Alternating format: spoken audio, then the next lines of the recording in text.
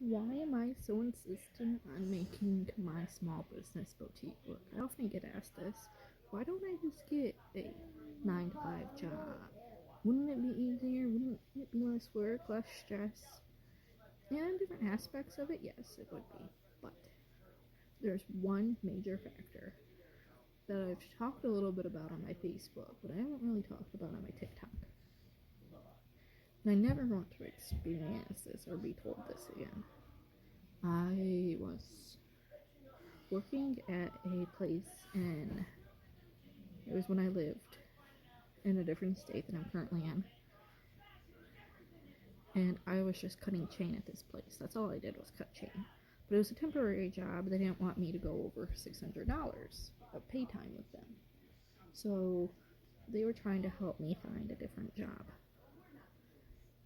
They brought me across the street from their place. And I did a walkthrough. I was showed what I would be doing. My boss was there with me, and he was telling them how great of an employee I was and what all I did. And he was the top guy, the person that typically hired people, that was showing me around and telling me about everything.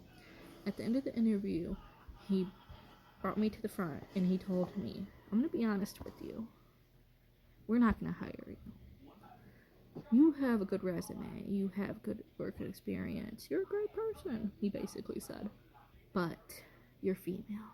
We don't hire females to work in the factory. We only hire females to work in the office. In the work office. That's it. We only hire them to work in the office and do computer work.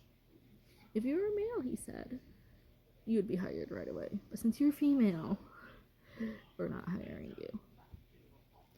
And I was like, oh. And my old boss was like, really? And he said, yeah. I'm going to be honest with you right now. We're not going to hire you because you're female. And my boss at that time just walked me back over to his place. And he was like, oh, I did not know that. I'm sorry. And I ended up getting a job at another place temporarily. But I don't want to experience that again.